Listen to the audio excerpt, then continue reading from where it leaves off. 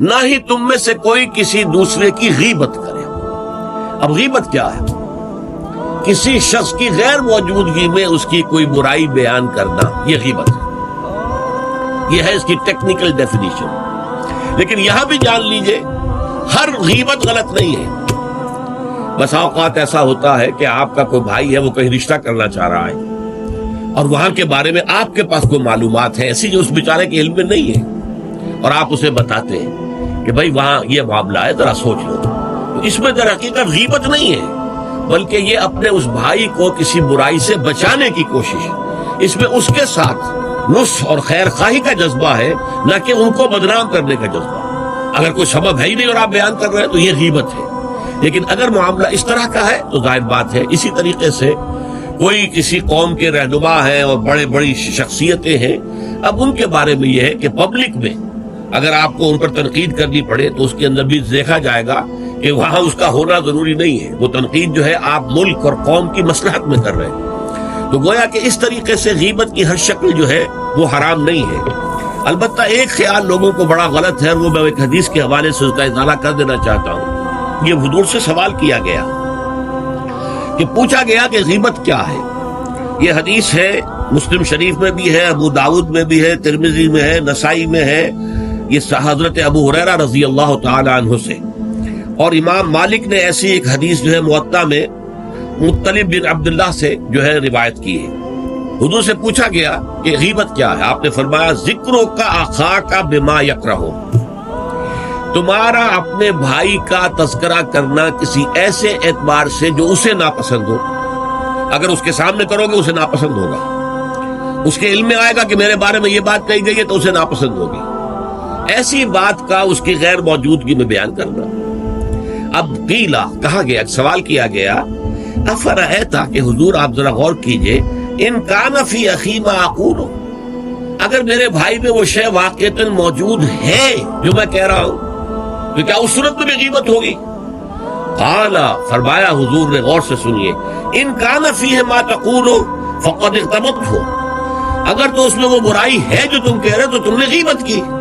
وَإِن لَمْ يَكُنْ فِيهِ، اور اگر نہیں ہے اس میں وہ شے اور تم پھر بھی کہہ رہے ہو ما تقول فقد بہتہ، تو تم نے اس پر بہتان لگایا ہے. یہ تو دوہرا جرم ہو گیا. اس میں کوئی خرابی نہیں ہے، برائی نہیں ہے اور آپ بیان کر رہے ہیں تو یہ تو بہتان ہے. البتہ کسی میں کوئی برائی ہے، خرابی ہے، نقص ہے تو یہ در حقیقت جو ہے آپ کا اس کی غیر موجودگی میں بیان کرنا یہ غیبت ہے. تو اس اعتبار سے غیبت کی جو برائی ہے اس کو اچھی طرح سمجھ لیجئے. اور یہ ہمارے معاشرے کے اندر بہت پھیلی ہوئی ہے یہ شے. بلکہ یہ کہا جاتا ہے اور صحیح کہا جاتا ہے کہ وہ کئی کورسز کا ڈنر ہونے کے بعد جو ہے پھر جب گفتگویں ہوتی ہیں تو معلوم ہوتا ہے کہ سب سے زیادہ لذیذ ڈش جو ہے وہ ایک دوسرے کی غیبت ہے. اور ہوتا کیا ہے، شادی کا کہیں پر مجمع لگا ہوا ہے اور جو ہے وہ ابھی بارات نہیں آئی ہے یا کوئی اور مسئلہ ہے، بیٹھے ہوئے ہیں، تو جب 3 آدمی بیٹھے ہوں گے تو کسی اور کی غیبت کریں گے، اور جب ان میں سے ایک اٹھ کے چلا جائے گا تو اب یہ دونوں اس کی غیبت کریں گے. یہ ہمارے معاشرے کا عام رخ ہے. یہ ہمارا جو ہے یہ گویا کہ سب سے زیادہ ڈیلیشس ڈش جو ہے وہ غیبت ہے. تو اس کے لیے شدت کے ساتھ روکا گیا. اور اس کے لیے جو پھر تمثیل دی گئی ہے، اَيُحِبُّ أَحَدُكُم أَن يَأْكُلَ لَحْمَ أَخِيهِ مَيْتًا فَكَرِهْتُمُوهُ، کیا تم میں سے کوئی شخص اسے پسند کرے گا کہ وہ اپنے مردہ بھائی کا گوشت کھائے؟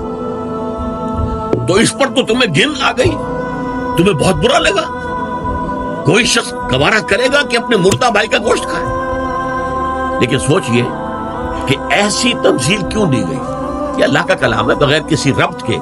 تمثیل اور تشبیہ جو ہوتی ہے کسی ربط کی بنیاد پر ہوتی ہے نا، ورنہ تشبیہ اور تمثیل کا فائدہ کیا ہوا؟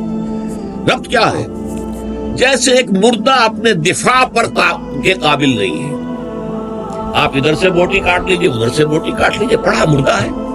آپ پوری اختیار کے ساتھ جہاں سے چاہیں اس کی بوٹی اڑا لیں. اگر وہ زندہ ہو تو وہ ہاتھ لگانے دے گا آپ کو جسم کے اپنے کسی حصے پر. بعین ہی یہ معاملہ ہے، آپ کا بھائی موجود نہیں ہے اور آپ اس کی عزت پر حملہ کر رہے ہیں، مانوی شخصیت پر حملہ ہے. اس جسم کی نسبت مانوی شخصیت زیادہ قیمتی ہے، زیادہ اہم ہے. آپ اس کی مانوی شخصیت پر، اس کی عزت پر حملہ کر رہے ہیں اور وہ قادر نہیں ہے دفاع کرنے پر. اگر وہ ہوتا اور بات کرتے، اور یہ چیز پسندیدہ ہے، اگر آپ پبلک کے اندر اس کے منہ پر کہیے بات تو معلوم ہوگا بلکہ اس میں جو پسندیدہ ترین بات ہے وہ یہ ہے کہ کسی بھائی کا کوئی عیب ہے، علیحدگی میں جا کر بتاؤ، بھائی تمہارے اندر مجھے یہ نقص نظر آ رہا ہے، برا نہ ماننا، میں نے تمہاری اصلاح کے لیے کہا ہے، مجھے تم سے کوئی قد نہیں ہے، دشمنی نہیں ہے۔ یہ نہایت پسندیدہ بات ہے۔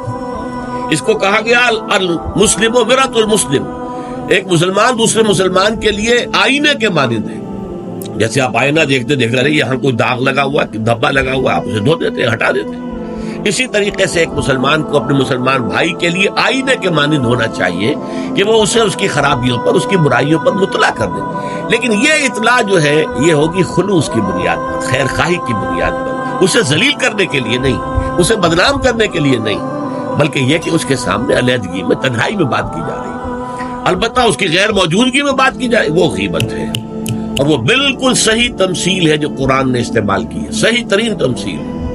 اَيُحِبُّ أَحَدُكُمْ أَن يَأْكُلَ لَحْمَ أَخِيهِ مَيْتًا فَكَرِهْتُمُوهُ، کیا تم میں سے کوئی شخص پسند کرے گا اپنے مردہ بھائی کا گوشت کھائے؟